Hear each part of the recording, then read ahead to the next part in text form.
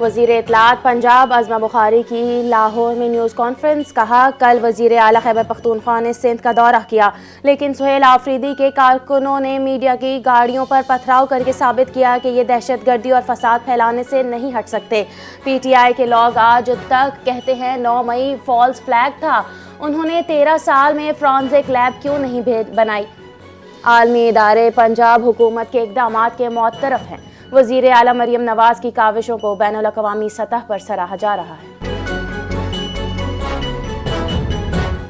وزیر اعلیٰ خیبر پختونخوا سہیل آفریدی کا سندھ ہائی کورٹ میں منعقد تقریب سے خطاب. کہا کہ آئین اور قانون کے ساتھ کھلواڑ ہو رہا ہے، جس سے اداروں کا نہیں بلکہ پورے پاکستان کو نقصان پہنچ رہا ہے. انصاف برائے فروخت نہیں ہونا چاہیے. انہوں نے پی آئی او کو بھی نیلام کر دیا. وزیر اعلیٰ نے کہا کہ وہ بانی پی ٹی آئی سے ملاقات کرنا چاہتے ہیں، لیکن ان کی بات نہیں سنی جا رہی، اور جب کسی کو دیوار سے لگایا جاتا ہے تو اس کے پاس احتجاج کے سوا کوئی راستہ نہیں بچتا. انہوں نے سندھ ہائی کورٹ بار کے وکلاء کا شکریہ ادا کرتے ہوئے سندھ کے عوام کو بہادر اور دلیر قرار دیا. تاہم شکوہ کیا کہ سندھ حکومت نے مہمان کے ساتھ مناسب رویہ نہیں کیا. خیبر پختونخوا میں اس وقت حکومتی بد انتظامی عروج پر ہے. پی ٹی آئی کرپشن کو جرم نہیں سمجھتی. وزیر اعظم کے کوارڈینیٹر اختیار ولی خان کی گفتگو. کہا خیبر پختونخوا میں افسران کے درمیان رشوت دینے کی دوڑ جاری ہے. خیبر پختونخوا میں سرکاری ادویات فروخت کی جا رہی ہیں. صحت کارڈ کے نام پر رشوت کا بازار اتنا گرم ہے کہ عام آدمی کو بنیادی ادویات بھی دستیاب نہیں. 13 سال سے جاری پی ٹی آئی حکومت کی کارکردگی عوام کی توقعات کے مطابق نہیں ہے.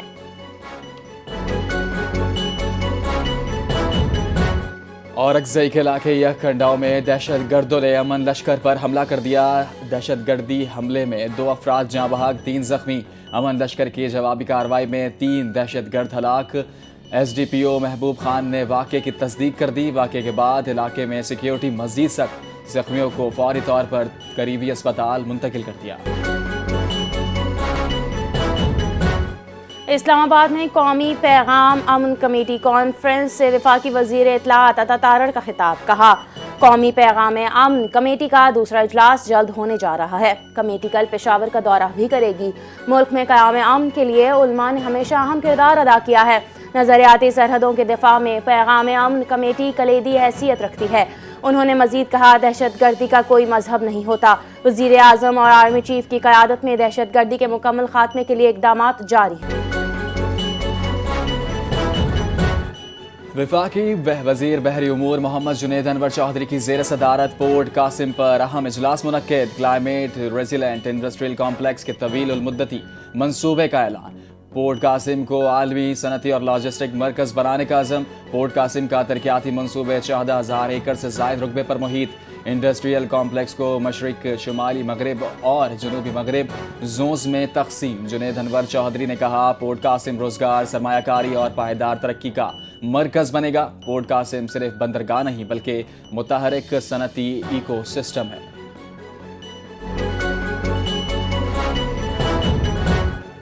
صدر مملکت آصف علی زرداری نے قومی اسمبلی کا اجلاس طلب کر لیا. اجلاس شام 5 بجے پارلیمنٹ ہاؤس میں ہوگا.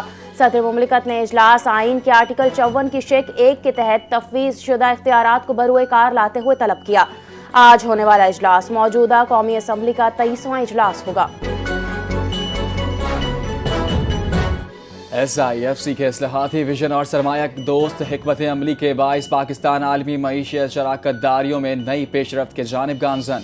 برطانیہ نے پاکستان کے ساتھ ترقیاتی شراکت داری کو سر نو استوار کرتے ہوئے سرمایہ کاری، تجارت، تعلیم اور موسمیاتی تعاون کے نئے اقدامات کا اعلان کر دیا. اعلان برطانوی وزیر برائے ترقی جینیفر چیمپئن کے دورہ پاکستان کے دوران کیا گیا. برطانوی حکام کے مطابق نئی شراکت داری روایتی امداد کے بجائے سرمایہ کاری اور معاشی ترقی پر مرکوز ہے. پاکستان اور برطانیہ کے درمیان 2 طرفہ تجارت پہلی بار 5.5 ارب پاؤنڈ کے ریکارڈ سطح تک پہنچ گئی. وزیر اعلیٰ سندھ سید مراد علی شاہ سے وزیر اعظم کے معاون خصوصی برائے صنعت و پیداوار ہارون اختر نے وفد کے ہمراہ ملاقات کی. صوبائی وزیر صنعت اور تجارت جام اکرام اللہ دھارے جو معاون خصوصی برائے سرمایہ کاری سید قاسم نوید چیف سیکریٹری سندھ آصف حیدر شاہ اور دیگر اعلیٰ حکام شریک، وفاق اور سندھ حکومت کا چھوٹی صنعتوں کی ترقی کے لیے اشتراک کرنے پر اتفاق۔ وزیر اعلیٰ سندھ نے کہا، سندھ حکومت نے چھوٹی صنعتی ترقی کے لیے خصوصی اقدامات کر رہی ہے۔ معاون خصوصی برائے صنعت و پیداوار ہارون اختر نے کہا، وزیر اعظم ملک بھر میں چھوٹی صنعتوں کے فروغ کے لیے خصوصی اقدامات۔ وزیر اعلیٰ خیبر پختونخوا سہیل افریدی کی پی ٹی آئی رہنماؤں کے ہمراہ مزار قائد پر حاضری۔ سلمان اکرم راجہ، حلیم عادل شیخ، عمر ڈار، ریحانہ ڈار، علیم، نعیم حیدر و دیگر بھی ہمراہ موجود۔ پی ٹی آئی رہنماؤں نے مزار قائد پر پھولوں کی چادر چڑھائی اور فاتحہ خوانی۔ وفاقی آئینی عدالت وفاقی شرعی عدالت کی عمارت میں منتقل۔ چیف جسٹس وفاقی آئینی عدالت امین الدین خان نے دیگر ججز کے ہمراہ نئی عمارت کا افتتاح کر دیا۔ تقریب میں وفاقی وزیر قانون اعظم نذیر تارڑ کی شرکت، اٹارنی جنرل منصور عثمان آوان، صدر سپریم کورٹ بار ہارون الرشید اور وکلاء بھی شریک ہوئے۔ وفاقی آئینی عدالت کے 3 بینچز نے نئی عمارت میں مقدمات کی سماعت شروع کر دی۔ حکومت پاکستان ملک کی قدیم تہذیب شناخت کو آئندہ نسلوں کے لیے محفوظ بنانے کے لیے کوشاں۔ پاکستان کی ان کوششوں کا اعتراف بیرون اضلاع ابلاغ نے بھی کر لیا۔ عرب نیوز کے مطابق اسلام آباد میوزیم میں قدیم جدید ڈیجیٹل گندھارا گیلری میں تاریخ شیشے کے پیچھے محض نمائش نہیں بلکہ حقیقت کا روپ دھار کر زندہ ہو گئی۔ گیلری میں گندھارا تہذیب کو مصنوعی ذہانت، 3D ٹیکنالوجی اور ورچوئل ماحول کے ذریعے پیش کیا گیا۔ ماہرین کے مطابق یہ منصوبہ عالمی سطح پر پاکستان کی مثبت اور تاریخی شناخت کو بھی اجاگر کرے گا۔ گورنر سندھ کامران خان ٹیسوری سے Canadian high commissioner Tariq Ali Khan کی گورنر ہاؤس کراچی میں ملاقات۔ پاک کینیڈا 2 طرفہ تعلقات، تعاون اور سرمایہ کاری پر تبادلہ خیال۔ تعلیم، ٹیکنالوجی، تجارت اور توانائی میں تعاون بڑھانے پر اتفاق۔ کینیڈین ہائی کمشنر کی گورنر سندھ کے عوامی فلاحی اقدامات اور مفت آئی تعلیم کی تعریف۔ گورنر سندھ نے کہا، پاکستان کینیڈین سرمایہ کاروں کے لیے ایک پرکشش ملک ہے۔ کینیڈین ہائی کمشنر نے گورنر ہاؤس میں قائم امید کی گھنٹی اور قائد اعظم کے تاریخی دفتر کا بھی دورہ کیا۔ کراچی کے علاقے کھارادر میں رات گئے پولیس اور لیاری گینگ وار کے کارندوں کے درمیان فائرنگ کا تبادلہ۔ جمیل جھانگا گروپ کے سرگرم بھتہ خور ہلاک، ایک ساتھی موقع سے فرار ہو گیا۔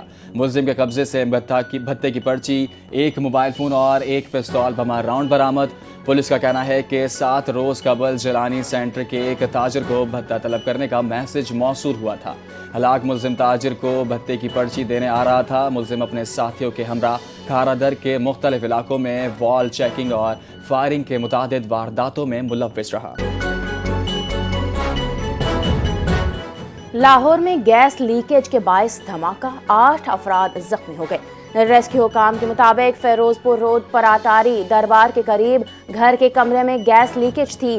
ہیٹر جلانے سے دھماکہ ہوا۔ زخمی افراد کو جنرل اسپتال منتقل کر دیا گیا۔ پاک پتن کے علاقے چک شپی میں بھی سلنڈر ریفلنگ کے دوران دھماکہ، دکان کی چھت اڑ گئی، بجلی کی تاریں ٹوٹ گئی، دکان میں آگ بھڑک اٹھی۔ ریسکیو نے آگ پر قابو پا لیا۔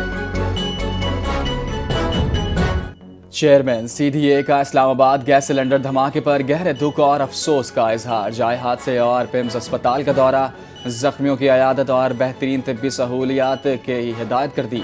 محمد علی رندھاوا نے کہا، ریسکیو آپریشن کو مکمل کر لیا گیا ہے۔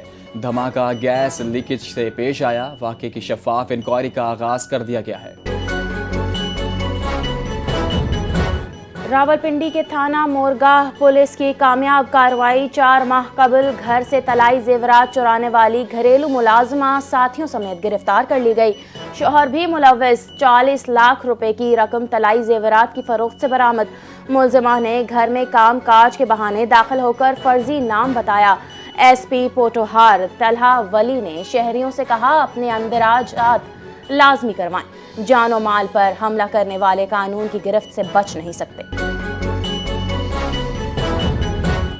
اردو ادب کے ممتاز انقلابی اور رومانوی شاعر احمد فراز کی سالگرہ آج منائی جا رہی ہے۔ احمد فراز نے اپنی شاعری کے ذریعے محنت، مزاحمت، جمہوریت اور انسانی آزادی کی بھرپور ترجمانی کی۔ اپنے الفاظوں سے شاعری کو نئے جہتوں سے روشناس کروایا۔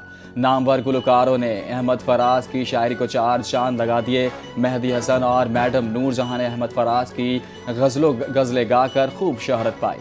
ان کی شاعری نوجوان نسل میں بے حد مقبول رہی اور آج بھی ہے۔ ایران میں حکومت مخالف احتجاجی مظاہروں نے خطرناک رخ اختیار کر لیا۔ 2 ہفتوں کے دوران ہلاکتوں کی تعداد 500 سے تجاوز کر گئی۔ امریکہ میں قائم حقوق انسانی تنظیم کا دعویٰ HRANA کے مطابق مظاہروں میں اب تک 490 مظاہرین اور 48 سیکیورٹی اہلکار مارے جا چکے ہیں۔ 10,600 سے زائد افراد گرفتار کیے جا چکے ہیں۔ یہ ایران میں 2022 کے بعد سب سے بڑے اور شدید ترین مظاہرے قرار دیے۔ امریکی صدر ٹرمپ نے ایران میں فوجی آپریشن کا عندیہ دے دیا۔ کہتے ہیں امریکہ ایران کے خلاف فوجی کارروائیوں سمیت مختلف آپریشنز پر غور کر رہا ہے۔ ایرانی اپوزیشن رہنماؤں کے ساتھ رابطے میں ہیں۔ ایران میں انٹرنیٹ کی بحالی کے معاملے پر ایلن ماسک سے بھی بات کریں گے۔ امریکی صدر کے مطابق ایران نے حال ہی میں جوہری معاہدے پر بات چیت کے لیے رابطہ کیا ہے۔ امریکہ اس حوالے سے ملاقات پر بھی غور کر سکتا ہے۔ فرعون، نمرود اور رضا شاہ کے ساتھ جو ہوا وہی ٹرمپ کے ساتھ ہوگا۔ ایرانی سپریم لیڈر آیت اللہ خامنئی کا سوشل میڈیا پر بیان، کہا غرور میں ڈوبا ایک شخص پوری دنیا کے فیصلے کر رہا ہے۔ اسے یہ سمجھنا چاہیے کہ اقتدار کے عروج پر طاقتور ترین حکمرانوں کے ساتھ کیا ہوا۔ ایران نے امریکہ اور صہیونی حکومت کے خلاف مزاحمت میں شہید ہونے والوں کی یاد میں 3 روزہ سوگ کا اعلان کر دیا۔ ایرانی صدر مسعود پزشکیان کا کہنا ہے کہ امریکہ اور اسرائیل ایران میں افراتفری اور بے امنی پھیلانا چاہتے ہیں۔ امریکہ اور اسرائیل اپنے مذموم مقاصد کے لیے ایران میں فسادات کرا رہے ہیں۔ ایرانی عوام فسادیوں اور دہشت گردوں سے خود کو دور رکھے۔ ایرانی عوام کو یقین رکھنا چاہتے ہیں کہ ہم انصاف قائم کرنا چاہتے ہیں۔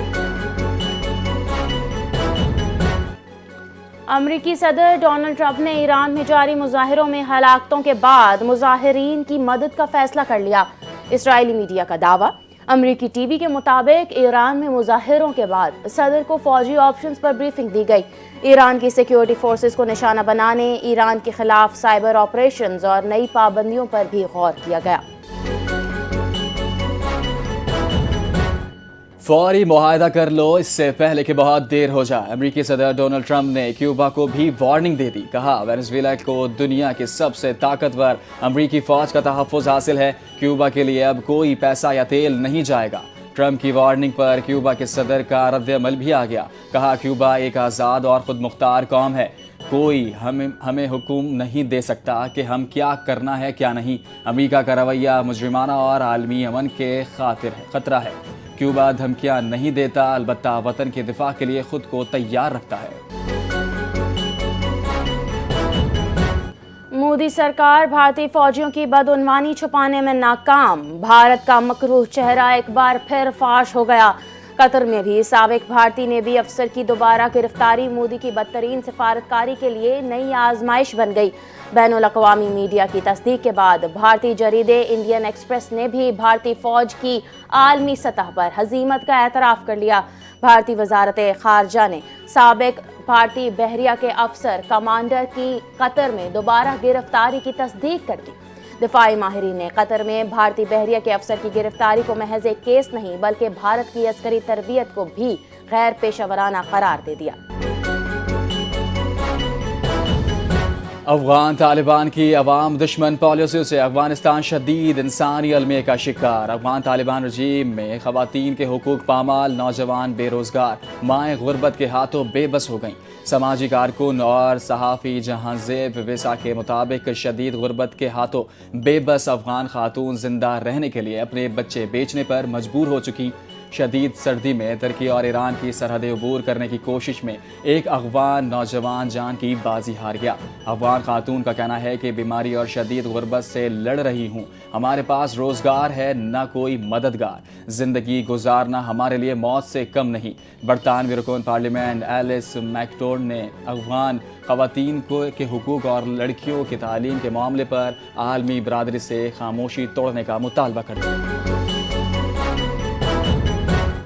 پنجاب بھر میں سردی کی شدید لہر برقرار، مختلف شہروں میں دھند نے معمولات زندگی بری طرح متاثر کر دیے۔ بھکر میں درجہ حرارت 2 ڈگری سینٹی گریڈ تک گر گیا۔ خون جما دینے والی سردی نے لوگوں کو گھروں تک محدود کر دیا۔ موٹر وے پولیس نے ڈرائیورز کو فوگ لائٹس کے استعمال اور غیر ضروری سفر سے اجتناب کی ہدایت جاری کر دی۔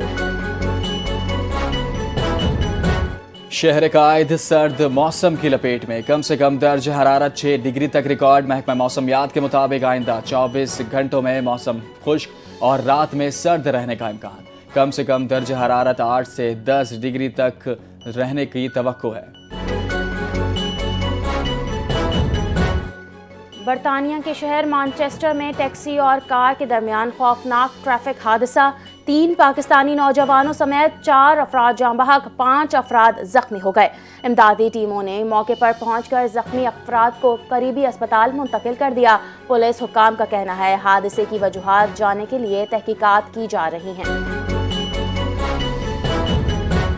بھارت کے اسٹار بیٹر وراٹ کوہلی نے سابق بھارتی کرکٹر لیجنڈ سچن تندولکر کا ایک اور ریکارڈ توڑ دیا۔ وراٹ کوہلی انٹرنیشنل کرکٹ میں تیز ترین 28,000 رنز بنانے والے بیٹر بن گئے۔ کوہلی نے یہ کارنامہ اتوار کو نیوزی لینڈ کے خلاف ہوم ون ڈے سیریز کے پہلے میچ میں سر انجام دیا۔ وراٹ کوہلی نے 6024 انٹرنیشنل اننگز میں 28,000 کا سنگ میل عبور کیا۔ سچن تندولکر نے 644 اننگز میں 28,000 رنز مکمل کیے تھے۔ اور ICC T20 ورلڈ کپ میں بنگلہ دیش کے میچز غیر یقینی صورتحال کا شکار۔ بنگلہ دیش کرکٹ بورڈ ICC کے جواب کا منتظر۔ بھارتی میڈیا نے میچز کے حوالے سے پروپیگنڈا شروع کر دیا۔ چینی اور تھیروونتھرامپورم ممکنہ متبادل وینیوز کے طور پر زیر غور۔ سیکیورٹی خدشات کے باعث BCB نے میچز سری لنکا منتقل کرنے کی درخواست دی۔